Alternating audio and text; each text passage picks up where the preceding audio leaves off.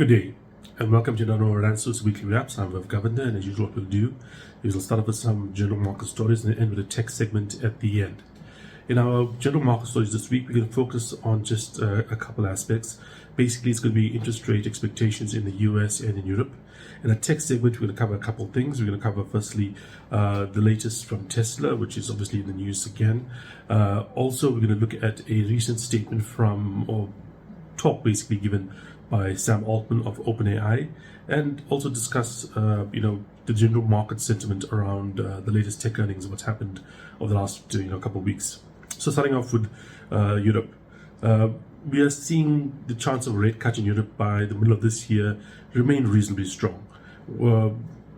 Good growth rates in Europe are, under pressure. We have some recent numbers from Germany showing that despite the fact that their economy is not in a recession, we are seeing unemployment increase a little bit. Consumers are under pressure. Now, if you look at Europe versus the US, and there's been a lot of talk about this over the last, couple of months or so in the media and so on. And basically, it's come out that if you look at, basically growth rates over the last couple of decades. Now, many people think, of course, Japan has been growing incredibly slowly, stagnant economy and so on. It's fallen, from the second to the third largest economy in the world, probably going to be the fourth largest economy in the world in 5 or 6 years' time when India overtakes them. And, it's generally considered to be a very stagnant economy. But in actual fact, over the last couple of decades or so, it's actually outgrown the European Union. Why? Well, there's a number of reasons for it.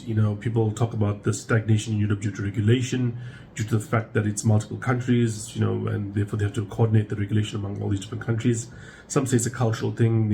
Europeans are not quite as hardworking as Americans, the big holidays and that kind of stuff. Who knows? But for whatever reason, the European Union has been significantly slower in terms of growth rates over the last few decades than the US has been, and even slower, but not as much slower than the Japanese have been. So, Europe growth rates under pressure. More requirements, I think, for a rate cut in the European Union because weaker growth, inflation looks to be a little bit better there than it is in the US at the moment, and we'll discuss that in a bit. And so, we are looking at probably a rate cut from the European Union, or the Eurozone at least, with ECB by the middle of this year. Now, speaking of the US has come out, or Jerome Powell rather, the head of the US Fed, has come out with a speech this week in which he discussed, what to expect from interest rate moves for the US Fed. He's kind of said, he doesn't expect the next one to be a hike. So that's obviously, it's an amazing thing. It's like, you go to somebody else and he says, I've never killed anybody. You weren't even asking about that in the first place. So the fact that he has to deny it indicates that is a bigger possibility than you would think. So that's the kind of situation we have in the US. The fact that they denied that the next rate move is likely to be a hike means that it's possible. It's not likely, but it's possible. And if you look at what the market was pricing in, a few months ago, like I said, it was, multiple cuts this year, almost a certainty of a cut by, next month in June, July. And the chance for a rate hike was zilch. But I've told you in the last couple of weeks or so that the latest economic numbers from the US, if you were dealing with them fairly, by which I mean you were dealing with them with, an objective, eye in terms of what the economy actually needed, you have the following scenario: economic growth very strong, you have employment very low, probably below. So economic growth strong and likely above the trend line. That means it's growing faster than it should grow on average over historical levels. Okay, so it's faster than average growth. Unemployment at a level that is lower than you would have thought, or was generally thought to have been full employment. That means the economy has not enough people, and there's a lot of anecdotal evidence that wages rising, and inflation not just above your target level, and not by just above by a bit. I mean, your target's 2, and you're well above 3. So inflation above your target level, and above your target level by a significant amount, and showing signs of rising. You put those things together, that's generally the formula for a rate hike, not a rate cut. Higher than historic growth, lower than historic inflation, lower than historic unemployment. So lots of growth, very few people unemployed, wage growth at above like trend levels, and inflation above your target and rising. Those things are basically a guarantee in an objective scenario that you'd be raising interest rates. And so I said, like last time, that you should put the chance of like a 10%. I haven't changed that, by the way. I think that the fact that the Fed had to come out and deny that they're going to do it kind of reinforces that there is a minority, like not like I say 30-40%, but probably a 10-15% chance that the next move by the Fed could be a rate hike. That's not an insignificant danger to the market. So the US Fed comes out, denies the possibility of a rate hike or likelihood of a rate hike the next time around, or the next move being a rate hike. And we had some economic numbers also out of the US, and that was what I want to talk about in more detail. Now, I've explained to you guys again in the past, and I have to reiterate this. The way inflation works is as follows. Like, we always talk about inflation being 2% or 2.5% or 3%. Inflation is what? The increase in prices. Okay, but price increases are more jumpy than that. Why is it always say the 2% or 3%? We have that kind of really narrow range of consistent inflation. Why doesn't inflation go down when we have deflation some years and inflation a little higher than that next couple of years? On the average, you could say, okay, maybe it's 2% over a decade, but why is it 2% every year or 3% every year? Around about that. Why isn't it like minus 4% one year because suddenly oil is very cheap this year, and then it's 7% the next year because the oil price recovered and prices went up. On average, oil prices could be reasonably stable over that period of time, but that jump up and down could cause 1 year of deflation and 1 year of inflation thereafter. Why don't we have that much volatility? The reason is this: it's wages, it's price negotiations, things that don't involve the cost of the underlying raw materials often translate into the thing that actually drives inflation at a consistent rate going forward.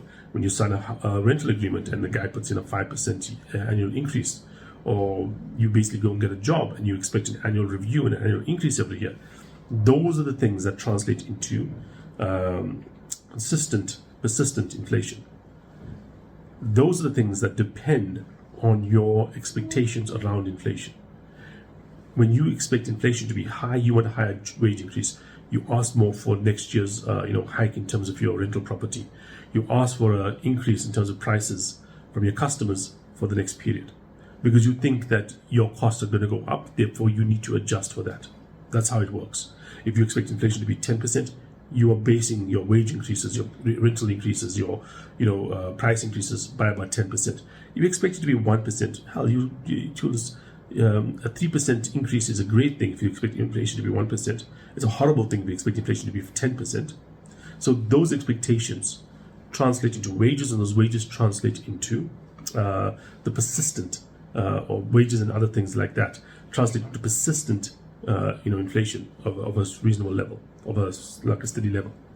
Now, what is happening in the US at the moment? Well, a great little kind of study came out in the last couple of weeks or so, showing that by some measures, the US economy right now, in terms of like the affordability of certain things versus wages, a level of employment and that kind of stuff, is at like 50-year highs, half a century highs. You haven't seen numbers this good basically since the 1970s. And yet, about half the population in the US thinks this is the worst it's been since the 1970s. There's a discrepancy in terms of what people believe to be the situation in the economy and what objectively, in inverted commas, economists are telling them the situation is. So don't believe your lying eyes. Now, what's important about this particular fact is that obviously people are seeing wage increases not quite keep up with what's happening with inflation, and that's been true. And yes, inflation's come down, but people don't really think of things in calendar years or from last year June to this year June or whatever it is. They think of, hey, a few years ago I was paying this much for this thing, and now I'm paying this much for that thing. It's a lot more than it was. I was paying, especially if you're in a place where the US where the inflation rate has been like reasonably low for a long, long time. They had like years, even decades, when certain prices barely budged up, and now they saw increases come through that was quite significant from their point of view. They still feel that, they still experience that. Yes, their jobs, their wages have started to rise to compensate for that, but in some cases they haven't fully risen to compensate for it. In other cases, you don't kind of take that into account fully. Sometimes you look at the negative things more than the positive things, and therefore you have that feeling of inflation still being quite high, and you're not really haven't caught up with it. Those factors, okay, I think are some of the things that are actually driving what's happening with regards to the US economy at the moment. Workers out there, when you have incredibly low unemployment, when they don't think they're being correctly rewarded for what they're doing, they're going to be asking for wage increases. They're going to be asking for price increases of their labor. And I think that's kind of stuff what we're seeing happening. And the same thing is also happening in businesses as well, because businesses are being facing, higher, demands from their workers. They're going to translate that over to the consumer, and inflation is going to rise. Now, coming back to the U.S. Expectations for rate cuts this year, I think right now the chances have gone to less than 50%. We'll even get a cut by September. So we went from having almost a certainty of a cut by June, July, to less than a 50% chance of a cut by September. So there's like a 55% chance that we have no cut by September. That means that in all likelihood we'll have like one cut, probably starting in November this year, which is what I was not expecting that. It would basically be around about the U.S. election time, which is probably too late to affect the election, which I think normally you would expect rate cuts to come historically before the election. But the Fed can't do it, like I said, because of all the factors that make it seem like a rate cut right now in the US does not seem justified. What this is going to do as well is it's going to make, I think a lot of the assumptions about earnings and so on for the rest of the year a little more volatile. I do think that we are going to be seeing some kind of pullback come through because, I've been telling you guys that this current rally started off last year around October, at the time in which rates, the bond market and so on, was showing a dramatic drop in yields, a dramatic drop in rates, a dramatic increase in the expectation of rate cuts for this year. Those things have not come true, yet the market remains basically near all-time highs, especially considering where we were in October last year. The question arises is, without these cuts in place, can the market sustain this thing? And I'm a bit doubtful about some of these things out there. Okay, so that was I'll take on what's happening in interest rates out there. And if you want to talk about South Africa, quite frankly, we can't do anything until the US acts. We are not going to move early. If we do move early, the impact on our economy would be terrible. Okay, so let's talk about our tech segment here. So we're going to talk about three different things. Firstly, Tesla, then like I said, Sam Altman, and then we're going to do the little segment on what happened in earnings that came out of the big tech companies this period. Okay, let's start off with Tesla. Tesla has been in the news for a long time. The volatility of that stock has been incredible. But what's the latest? Well, apparently Elon Musk has gone out and fired pretty much the entire supercharging team. Superchargers, by the way, are Tesla's own kind of like electricity charging stations that are basically the main advantage, one of the main advantages they have in places like the US. You can go to the US and pretty much drive across the US because there's always going to be a Tesla station within a few, 10, 20 minutes or so of driving from wherever you are. That means because you have this supercharger that charges faster than normal, you can go and basically kind of travel around the US like you would in a normal petrol vehicle. Kind of like stopping off like at a petrol station every a couple hours to fill up your car, stopping up with a supercharger every a few hours to fill up your battery, have a meal, come out, charged, move on. That's it. Now, what's important about this thing? Well, the entire team was fired. The whole team was let go. Very, very important. Now, this has happened in the past as well. And historically, it has not been a bad thing. In other Elon Musk companies like SpaceX, where he's come out with, for instance, he fired much of the team around Starlink a couple of years ago. And since then, the particular division has been incredibly productive, incredibly, it was outperforming in terms of its targets. It could be the same thing here. Maybe he felt that productivity was not at the level that he wanted it to be. It could also be he did made a tweet out there saying that he's looking to decrease the amount of expansion. So he doesn't want to expand as many new sites, but he wants the sites that are currently up and running to be, better, or more uptime, faster and so on. I think that also makes sense because, you don't want to have these things everywhere because, a lot of places are not economically productive. You want the main routes to be covered. You want, it's like with cell phone providers. They may get the most of the traffic in a cell phone tower in the middle of Pretoria or Joburg, but they still, have to kind of put something out there in the middle of the Free State or the middle of Mpumalanga or something because, people are still going to travel there, but they want to focus in terms of their uptime. In terms of if they have to have a cell tower that is down, they don't have the cell tower down in the middle of nowhere, then in the middle of say Joburg. Okay, that's the kind of situation. And so I think that might be one thing he's doing there. The share price kind of came down on that news after running very strongly, by the way, after the China news last week. So yeah, very volatile share prices. We have that proxy vote, or that vote for Elon Musk pay package coming out in a couple of months' time. I don't think this thing's going to calm down until that thing happens. Maybe once that happens, once we have that pay package discussions settle down, then we can see a bit more calmness coming. But until that happens, I think he's going to be a bit more active, just to show that he's still doing a lot of stuff that's important to the company, and then they can't survive without him. The next thing is Sam Altman did a little kind of talk, interview at Stanford, and a couple of things were mentioned there. Firstly, he says that GPT-4 is embarrassingly bad. Okay, why is this important? Because GPT-4, until very recently, I'm talking the last couple of months or so. Remember, this thing came out last year. It came out a year ago. But only in the last couple of months is anything caught up to it and could be argued to be better than GPT-4. Not even a clear distinction between GPT-4 and the next best thing. It was until very recently GPT was the undeniable leader. Now there's arguments that some things are as good as GPT-4 or slightly better, but it isn't like a clear cut. Oh, this is obviously better. Like GPT-4 is obviously better than GPT 3.5. GPT-4 leader, everything else kind of caught up. Some maybe better in some areas than GPT-4. And he comes out and says that GPT-4 was embarrassingly bad, and that this is the worst thing you ever use. Indicator here is that he thinks that GPT-5 is going to be a significant step up from GPT-4. Okay, and this is important. Remember, our thesis around AI is that there is a scaling law happening here. Scaling law means that when you put more stuff in, you get more stuff out. Okay, you don't have to basically increase any kind of technology. Just more stuff in, more stuff out. That's the kind of idea. It's like, imagine a scaling law for human health. More food in, if you're starving, you're going to be healthier. But there comes a point at which you put more food in and you don't get healthier. The same thing happens in most technologies. When you have a couple inputs that you just add onto it, eventually there's a big increase, but eventually that increase stops happening. Okay, they kind of have a tapering off, a plateauing happening.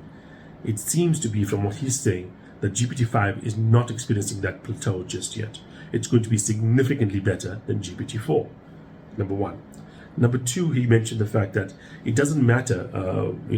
Firstly, you guys know about this Star, what's package these guys are building, kind of like the new supercomputer that it was OpenAI is building together with Microsoft. This $100 billion with a B computer that's going to be built over the next couple of years to help train these AI models. And he mentioned the fact that $1 billion, 10 billion, 50 billion, he mentioned 50 billion a year in burning money is not that much money, especially if you're going to get to AGI, artificial general intelligence, because the impact on the globe will be so important that it would justify that kind of spend. So from that point of view, it does seem to indicate that GPT-5 is going to be getting better, and he still sees a path with the current technology to get into AGI, which seems to be very bullish for AI, and particularly for companies like NVIDIA, because 50 billion a year, much of that's going to be going straight to NVIDIA. And then finally, what's happened with the latest releases from the tech companies out there. So we had results. Test results were disappointing, but the market loved it because of some other news around the time. Apple, good results, slightly better than expected, paying a lot of money out. Alphabet, good results, also paying more money out. Meta had a bit of a downturn because of spending, but again, like if you're very bullish on AI, I think that's going to turn around as well. Amazon, reasonably good results. The cloud business is doing well. It does seem like tech still has a lot of runway to go, and I think that we are still seeing signs that these tech companies are really, really keen on AI at the moment, and therefore they're spending as if it is something that's going to turn into a real product in the future. Okay, thanks for joining me, and I look forward to speaking to you guys again next week. Cheers.